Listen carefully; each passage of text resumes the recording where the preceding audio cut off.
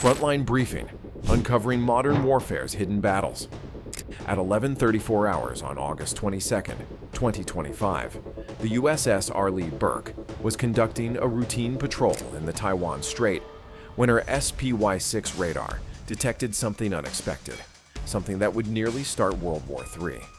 A Chinese Type 055 destroyer that had been loitering at 150 kilometers suddenly accelerated from 15 to 28 knots in under 2 minutes closing speed that would force immediate tactical decisions.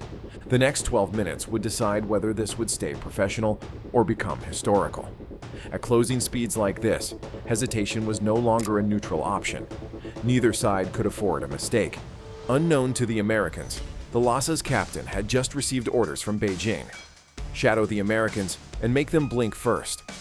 But what happened next would demonstrate how quickly routine encounters can escalate between peer naval forces.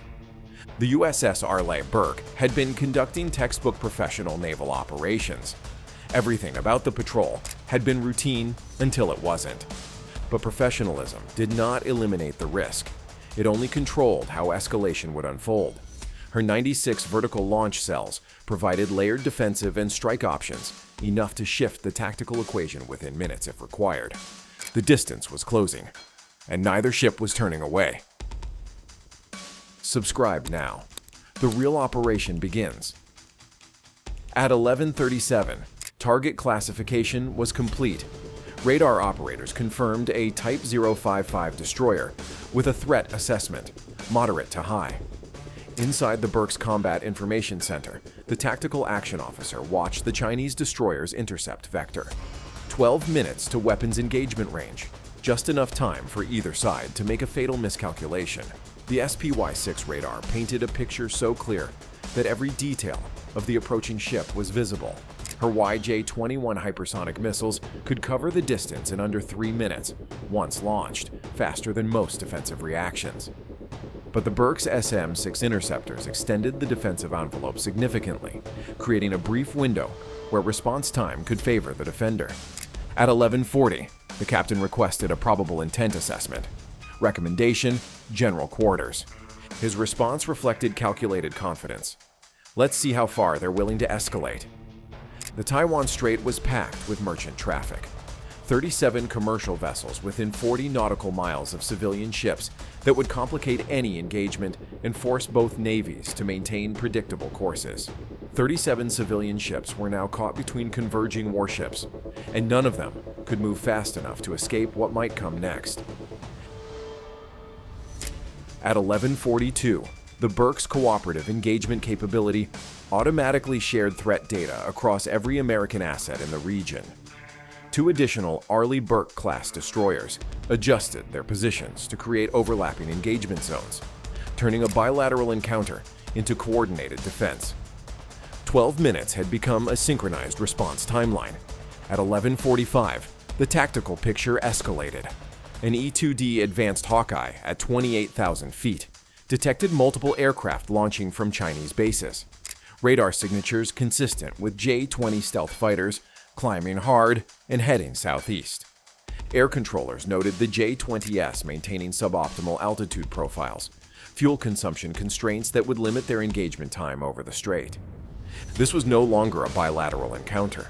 3 minutes later, sonar operators identified the final piece. Submerged contact, 95 nautical miles northeast. Acoustic signature consistent with a Type 093 nuclear attack submarine. The contact was generating a high acoustic signature, trackable by American systems throughout its approach. Surface ships, fighters above, a submarine below. The encounter was no longer an intercept. It was becoming a standoff. The Chinese were orchestrating coordinated presence with platforms developed under earlier design philosophies, with different trade-offs in stealth integration, networking, and acoustic management, submarines operating with detectable signatures.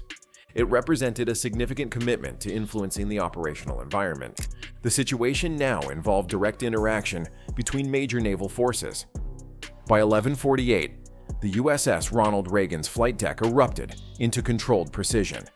F/A-18F, Super Hornets from VFA 102. Diamondbacks launched via steam catapults at 30-second intervals a sustained tempo capable of putting 64 aircraft airborne in under an hour, enough to reshape the airspace over the strait. The 1st Division climbed through 20,000 feet, their AN/APG-79 radars acquiring the incoming J-20S at maximum range. Advanced sensor arrays allowed broader situational awareness, while both sides worked to interpret an increasingly complex tactical picture. Every FA-18 connected via Link 16, sharing sensor data instantaneously. When one aircraft detected contact, all network platforms received information immediately, creating a tactical picture no individual aircraft could achieve alone. And in high-speed engagements, situational awareness often determines who controls escalation. And then, the radar picture began to change. Chinese pilots operated with individual sensors and voice communications, creating information gaps during complex engagements. EA-18G Growlers entered the electronic warfare phase without kinetic engagement. Advanced jamming pods established orbits at extended range, beginning coordinated interference operations. Chinese communications started experiencing disruption. On Chinese radar screens, the battle picture began fragmenting. American fighters appeared as multiple signatures, disappeared from tracking, and reappeared in different positions.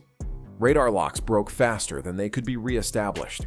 Track confidence degraded as electronic interference intensified. The J-20 pilots found themselves engaging phantom contacts, while actual threats maneuvered undetected. Real contacts became indistinguishable from false returns. Targeting solutions collapsed systematically. In electronic warfare, confusion determines outcomes. The air picture was no longer stable. For the first time, radar operators could no longer trust what they were seeing. At 11:56, merchant vessel communications added critical pressure. The cargo ship MV Pacific Trader transmitted on international maritime frequencies. Any warship. This is merchant vessel Pacific Trader requesting safe passage guidance. Military aircraft and naval vessels are in close proximity to our transit route. 37 commercial vessels were now positioned between converging naval forces and civilian traffic that forced both sides to maintain predictable courses while closing the distance. The Burke's Bridge responded professionally. Pacific Trader maintained current course and speed. Military operations in progress, commercial traffic not restricted. Monitor Channel 16. The exchange highlighted escalating complexity. Professional encounters could become accidents when civilian vessels have limited maneuvering options. Accidents could become incidents with global consequences. The RC-135 V-rivet joint provided crucial intelligence throughout the encounter. 6 hours of electronic collection, cataloging every Chinese emission for future analysis.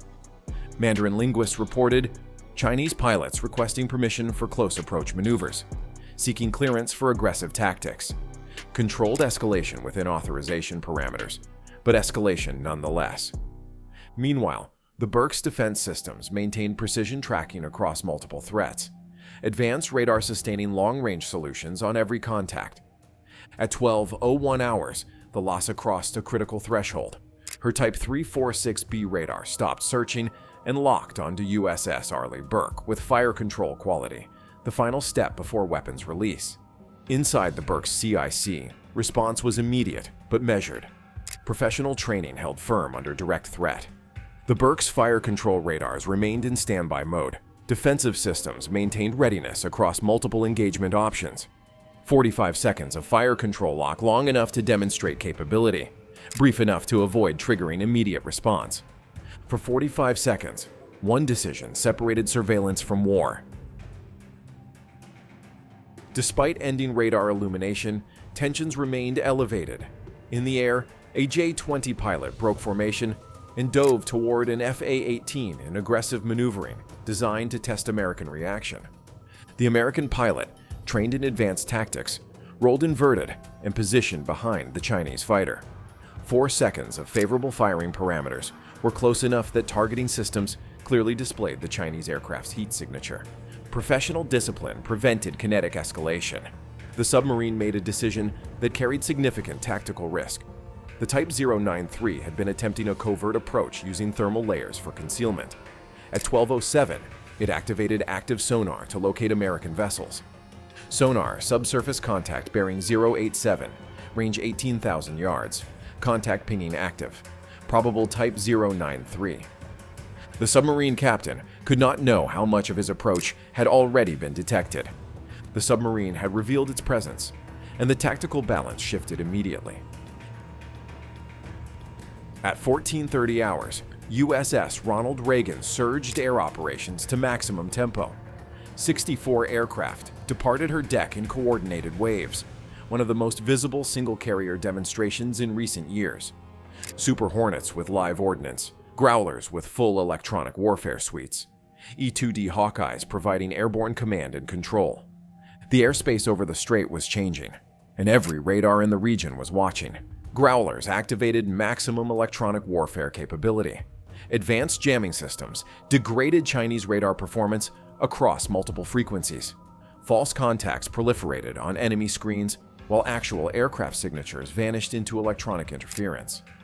Radar confidence degraded rapidly, making reliable target identification increasingly difficult. Then came the psychological demonstration. A Virginia-class submarine surfaced 8 nautical miles from Lhasa. Then it surfaced inside visual range. Not to fight, to be seen. It remained visible just long enough to send the message. Then it disappeared. The demonstration's impact was immediate. 12 days without a confirmed detection raised serious questions about situational awareness in the operating area. Across the operating area, helicopters, sonobuoys, and hull-mounted sonar had not confirmed the submarine's presence in the area. Chinese photographers documented American undersea capabilities for intelligence analysis. In the air, American fighters increasingly operated from more favorable positions against increasingly fuel-limited Chinese aircraft. J-20S, constrained by extended range deployment, operated under growing fuel and maneuvering restrictions. Each engagement concluded with American fighters in advantageous positions, while Chinese aircraft consumed precious reserves one by one, and Chinese fighters departed for mainland bases with minimal fuel remaining. By 1647, the Lhasa began its withdrawal. Official Chinese communications described completed training exercises, but the tactical reality was evident. By late afternoon, the Chinese destroyer began to turn away. No missiles were fired, no aircraft were lost, but the message had been delivered. No missiles were fired, no aircraft were lost, but everyone involved understood how close it had come. Encounters like this test how close modern naval powers can operate without crossing the line into war. Subscribe for continued analysis of how naval forces maintain stability in an increasingly complex strategic environment. Stay vigilant.